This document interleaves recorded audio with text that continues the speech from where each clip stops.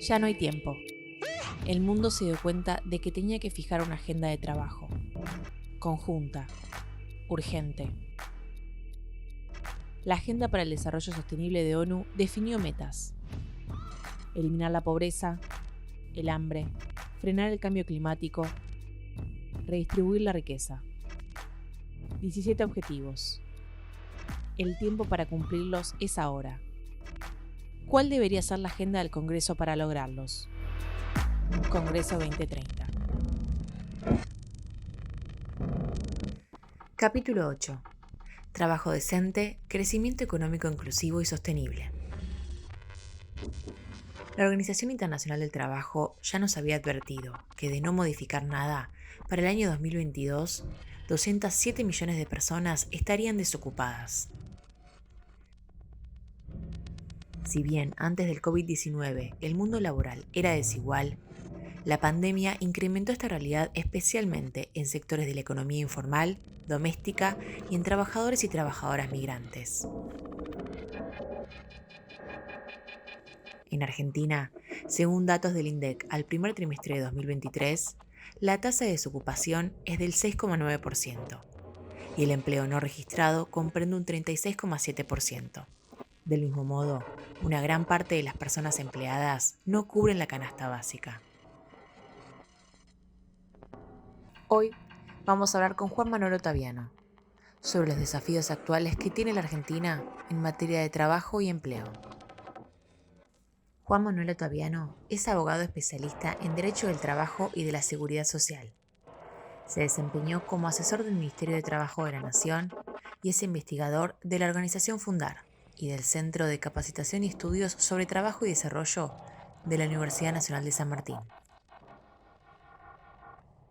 Juan Manuel, bienvenido a Congreso 2030 para hablar de este capítulo 8, el objetivo número 8, que es promover el desarrollo inclusivo y sostenible, también el empleo y el trabajo decente.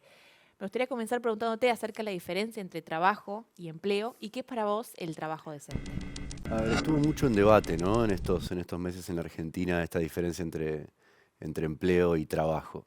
El trabajo es como la definición genérica, ¿no? Trabajo en todas sus formas, dice el artículo 14 bis de la Constitución Nacional. El empleo, en cambio, es la relación de empleo entre empleador y trabajador empleado por una empresa o por el Estado.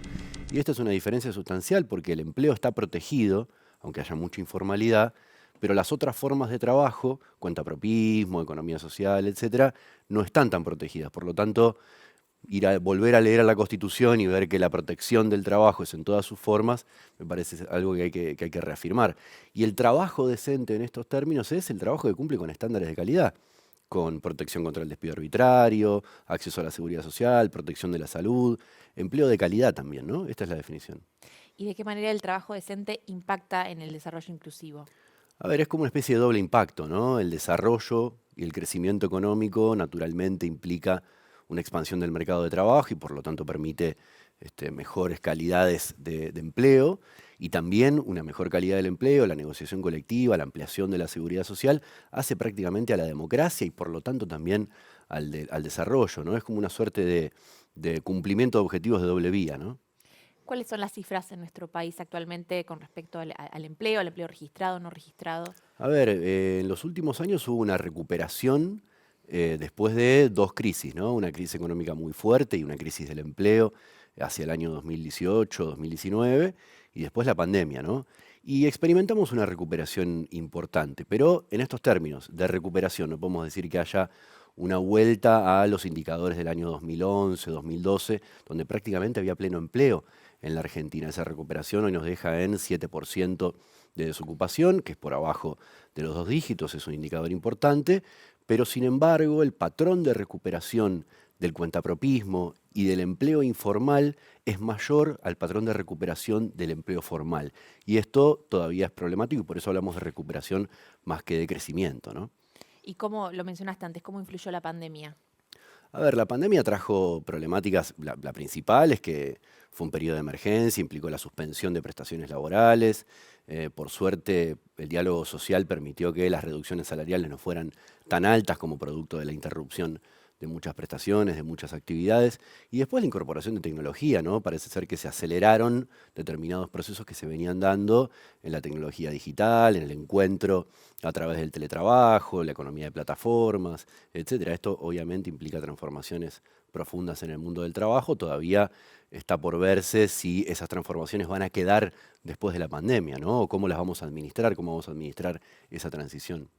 Eso te iba a consultar. Hace mucho tiempo que se viene modificando la forma de vincularse con el trabajo, la automatización, la incorporación de nuevas tecnologías. Muchas veces se vio como una forma medio distópica, ¿no? Esta Ujú. incorporación, ¿cómo la ves vos? A ver, tiene todas las características de una distopía más que de una utopía, ¿no? Y a veces o sea, se presenta la incorporación de tecnología al mundo del trabajo como si fuera, con un discurso parece optimista, ¿no?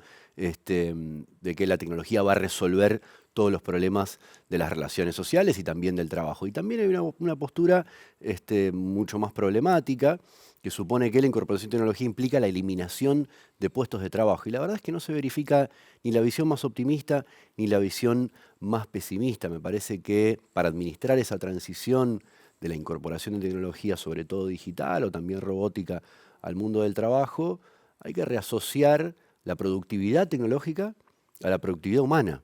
Es decir, que se incorpore una buena máquina, aunque sea una buena computadora, al trabajo significa que va a aumentar la productividad. Bueno, ¿cómo hacemos para reasociar también ese aumento de la productividad al aumento de la productividad humana, con beneficios salariales y de seguridad social para las personas que están como encontrándose con esa tecnología en el lugar de trabajo, ¿no?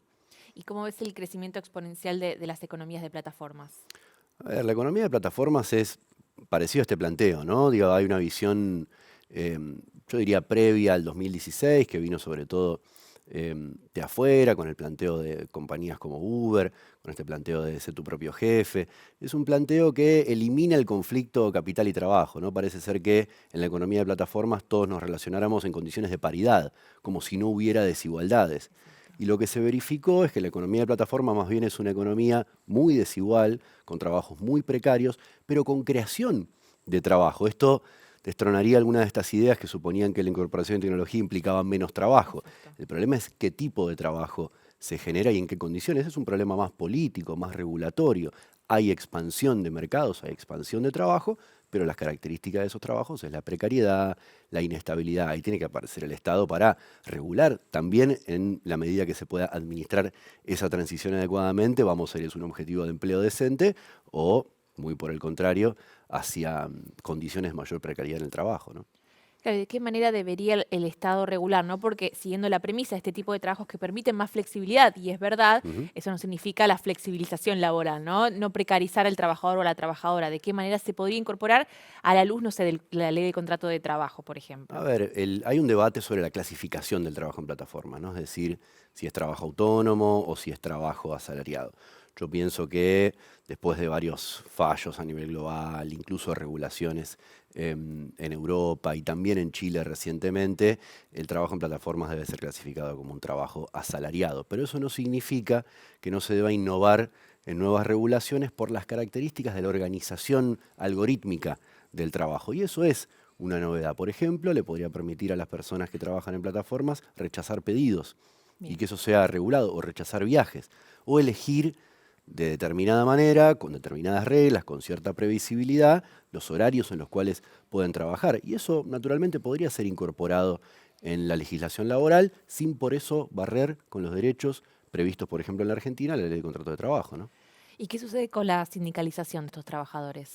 Y los sindicatos se encuentran con desafíos enormes, tanto los sindicatos, podríamos decir, más tradicionales, de las actividades económicas que fueron puestas en cuestión por el avance de la economía de plataformas, pero también se encuentran con muchos desafíos los propios trabajadores de plataformas para organizarse, para encontrarse, para poder dialogar, para poder superar la negación de la relación de trabajo, que acarrea muchos problemas, ¿no? A quien no Exacto. se le reconoce una relación de trabajo, no se le permite organizarse sindicalmente, acceder a la salud, etcétera. Me parece que ahí hay un desafío tanto para los sindicatos tradicionales como para los trabajadores que se están organizando. Lo que es interesante es que a pesar de todos estos problemas, de todos estos desafíos, los trabajadores finalmente se organizan. Exacto. Em, naturalmente todos tienen que hacer un poco de un reset de algunos prejuicios, ¿no? Ahí es que tiene que haber una alianza entre el Estado y los sindicatos para que las regulaciones también vayan de la mano del diálogo social, del acompañamiento a las organizaciones sindicales que están creciendo, sin dudas. ¿Qué prejuicios? Bueno, prejuicios como por ejemplo que la tecnología viene a destruir actividades económicas o viene a destruir puestos de trabajo. El tema es cómo se incorpora esa tecnología. No hay que rechazar per se a la tecnología ni tampoco aceptarla Exacto. sin cuestionamientos, sin críticas. A eso me refiero con también administrar la transición, y eso no es solamente responsabilidad de los estados, sino también de los sindicatos. Hoy en día es muy difícil pensar que se pueden hacer asambleas por Zoom o que se puede organizar trabajadores por WhatsApp. Las herramientas tecnológicas con las que cuentan los sindicatos no son las adecuadas o las más adecuadas para organizarse. Bueno, podrán también adoptar sus propias herramientas para organizarse, ¿no? Juan Manuel, ¿qué pensás acerca del emprendedurismo, del discurso que va detrás de eso?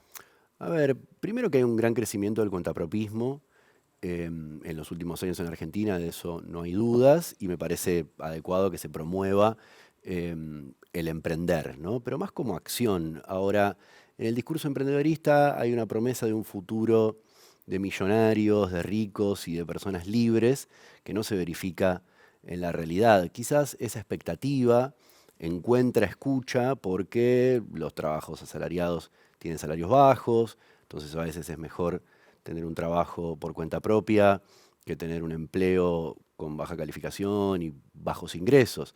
Pero el discurso que promete un futuro de libertad, cuando no se verifica en la realidad, termina generando enormes frustraciones, ¿no?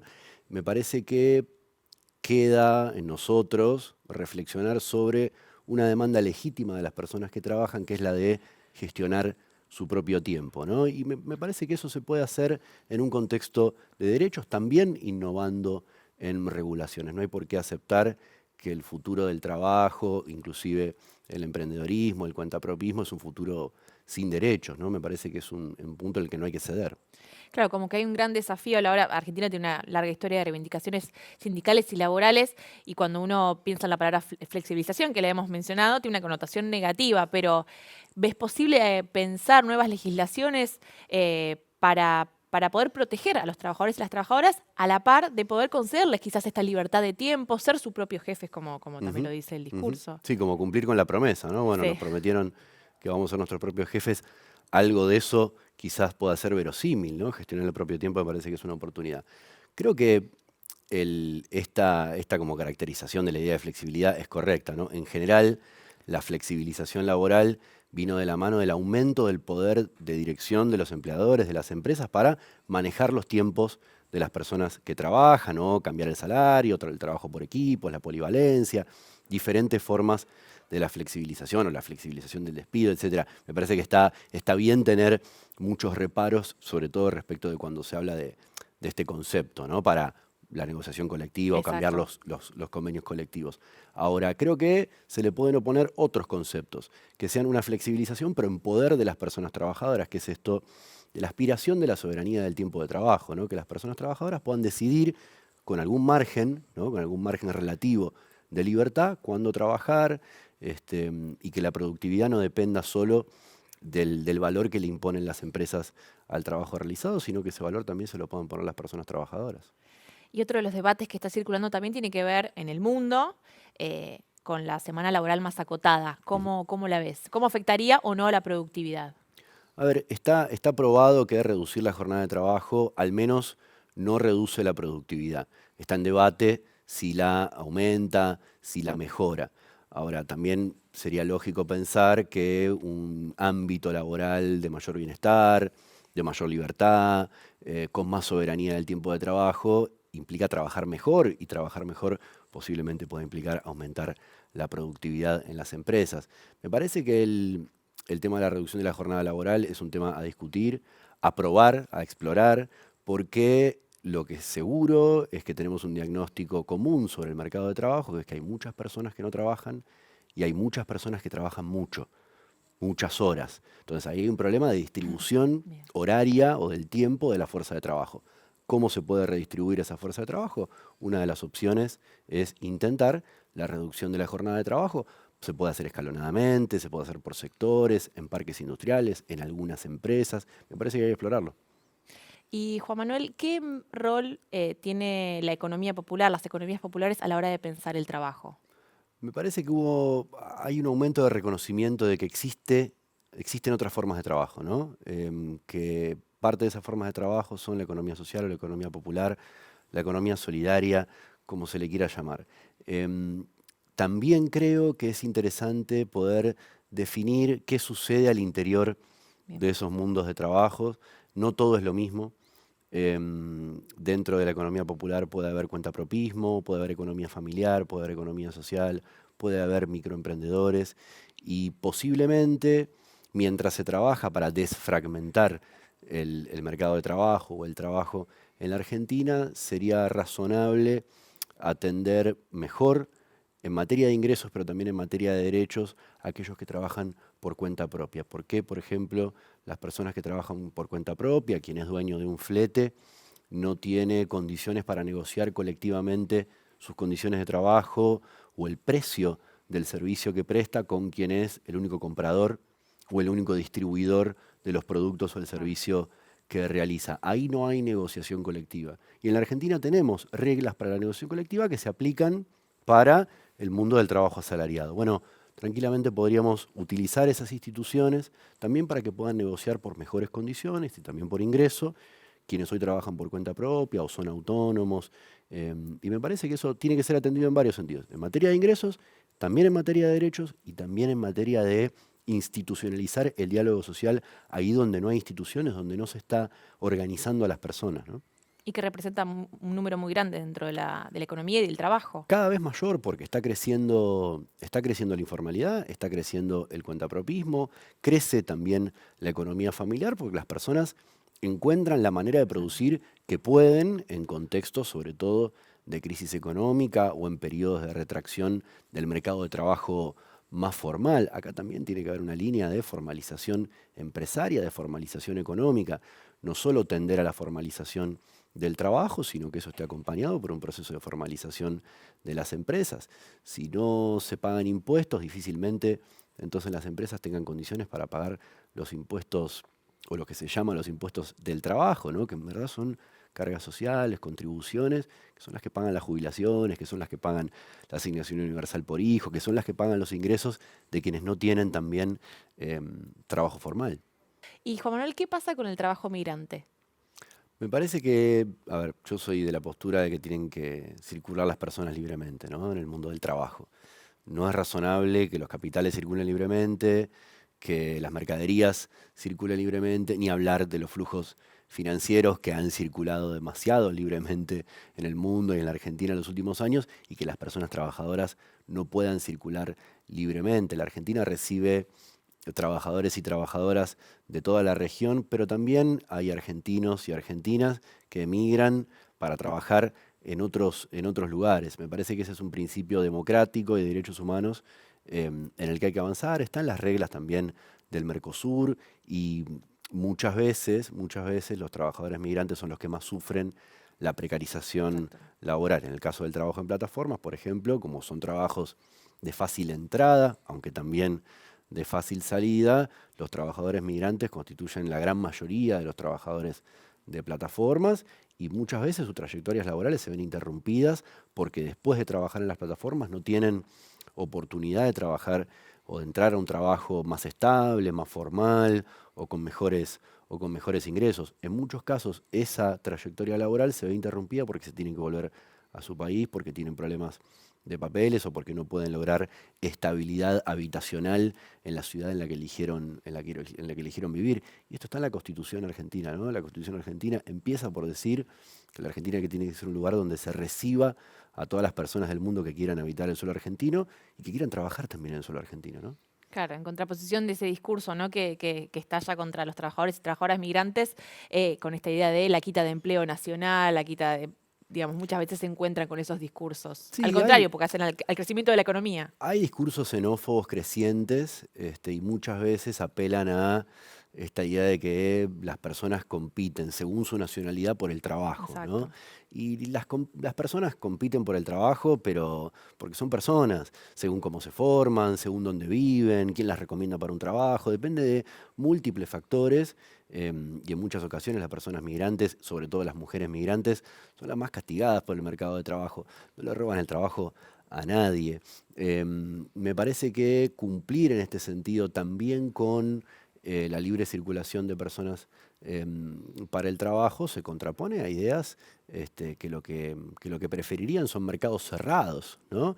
En donde los argentinos no reciban a otras nacionalidades para trabajar, pero quizás también tampoco podamos salir del país. Ojo con estos como discursos xenófobos que parece que solo están dirigidos a unas personas y no a otras. También hay Exacto. discursos xenófobos en Europa y hay muchos argentinos que tienen imposibilitado trabajar en Europa porque hay reglas muy estrictas para el trabajo migrante, ¿no? Te quiero preguntar sobre la legislación, el trabajo del Congreso en materia de trabajo y derechos laborales. ¿Qué leyes, si es que pensás que existe alguna, destacás con respecto a esto? A ver, durante la pandemia se sancionó una ley que es la ley de teletrabajo, que es muy importante que se haya sancionado durante la pandemia, aunque su aplicación no se haya dado durante la pandemia, sino que empezó a regir después. Me parece un gran trabajo legislativo, es una ley compleja, novedosa, que contiene, por ejemplo, derechos como el derecho a interrumpir la jornada de trabajo para las personas que teletrabajan y a la vez tienen a cargo el cuidado de personas, de niños y niñas, de adultos mayores, de personas con discapacidad. Eso es sin dudas una innovación regulatoria. No había un derecho de esas características en el derecho laboral argentino. Y que eso se haya dado durante la pandemia y que sea de origen estrictamente parlamentario me parece un proceso interesante. Incluso surgió la pandemia, pero ya muchísimas personas estaban trabajando de manera telemática, por así decirlo. Sí, el teletrabajo estaba restringido a una minoría de algunas actividades em, laborales, para algunas categorías ocupacionales, para algunas tareas, ¿no? Durante la pandemia la expansión del teletrabajo fue aceleradísima. Naturalmente, en algunas actividades era la única manera de continuar con las prestaciones laborales, que en ese contexto de acelerada expansión de una modalidad de trabajo, la Argentina haya logrado regular este proceso, esta modalidad de trabajo me parece muy importante. También hubo regulaciones en la mayoría de los países de Latinoamérica, pero no siempre con la orientación protectoria de la ley argentina. A veces las leyes en Latinoamérica sobre teletrabajo se utilizaron para flexibilizar la jornada más que para proteger la modalidad o proteger a las personas que trabajan en esta modalidad. ¿Qué leyes crees que faltan? Bueno, hay algunos proyectos, me parece, en danza. Me parece que aumentar la infraestructura de los cuidados, la profesionalización de las personas que cuidan y reconocer o remunerar esos trabajos que hoy no están remunerados, me parece que es una línea interesante para avanzar porque amplía protecciones a la vez que implica políticas de formación laboral y de reconocimiento de trabajos que hoy no están reconocidos. También el régimen de licencias en la Argentina es algo antiguo, está pensado para un modo de trabajo que es más propio del siglo XX, en un ámbito, con un establecimiento, con una jornada fija. Las interrupciones de la jornada de trabajo o del trabajo en general hoy son distintas y probablemente además no ayudan, por ejemplo, a una corresponsabilidad de las tareas de cuidado en los hogares, que las mujeres tengan tantos días de licencia, pero que no las puedan compartir con sus parejas con las que cuidan a sus hijos, es un problema y eso exige, por ejemplo, reformular el régimen de licencias en la Argentina. Exactamente, vos mencionás algo que tiene que ver con el reconocimiento de las tareas de cuidado, que se ha visto que tienen un impacto real dentro del Producto Bruto Interno, pasa que no están reconocidas como tal. Sí, nadie puede discutir que cuidar personas, que asistir personas, que educar, que alimentar, son tareas que hacen a la producción, ¿no? Que generan valor. Esto me parece que ya está fuera de discusión. Son tareas productivas. Y si son tareas productivas que generan valor, también merecen reconocimiento económico y por lo tanto también derechos laborales. A veces parece extraño que a esta altura ya entrado el siglo Sí. XXI, tengamos que repetir estas cosas, pero me parece que también avanzamos en debates, ¿no? Hoy es difícil que alguien afirme, incluso que un parlamentario afirme que cuidar no es una tarea que genera valor o no es una tarea productiva o reproductiva que merece reconocimiento económico, ¿no? Las metas, siempre lo decimos, ¿no? Los objetivos de desarrollo sostenible son bastante ambiciosas, muy amplias y digamos, el año fijado es el 2030, pero bueno, suponemos que al menos son como objetivos o líneas a seguir. ¿Cómo ves a la Argentina a la hora de poder llegar a acercarse a esta meta o lograr este desarrollo inclusivo, este trabajo decente? A ver, me parece que es difícil ser optimista en estos tiempos, pero hay que serlo, ¿no? Y hay que serlo porque la Argentina supo liderar o estar en el frente de los avances o de la vanguardia en materia de protección laboral. En la Argentina, la expansión o la extensión de la cobertura de seguridad social es de las más altas de la región, aún después de varias crisis. En la Argentina hay altos índices de informalidad, pero no son los más altos de la región, aún después de varias crisis. Hay reducción de la desocupación y también hay un enorme dinamismo sindical y de la negociación colectiva, en donde a través del diálogo social participan todos los actores. A mí me parece que esas son bases para poder ser optimistas e innovar en regulaciones. Muy por el contrario, me parecería preocupante barrer toda esa experiencia, barrer con toda esa tradición tan democrática en materia de trabajo con reformas laborales flexibilizantes o neoliberales que no tienen que ver con el camino que ya tiene trazada la democracia argentina, ¿no? Y que siempre están pujantes un poquito. Siempre está en debate, a mí me parece de lo más razonable, de que unos planteen eliminar las indemnizaciones por despido y otros planteen proteger a las personas trabajadoras contra el despido arbitral. Me parece un debate natural. Lo que digo es que también hay un ámbito ya institucionalizado para que esas diferencias puedan resolverse, ¿no? Hay reglas para eso. A veces se habla de las reglas o el derecho del trabajo como una suerte de obstáculo para la producción.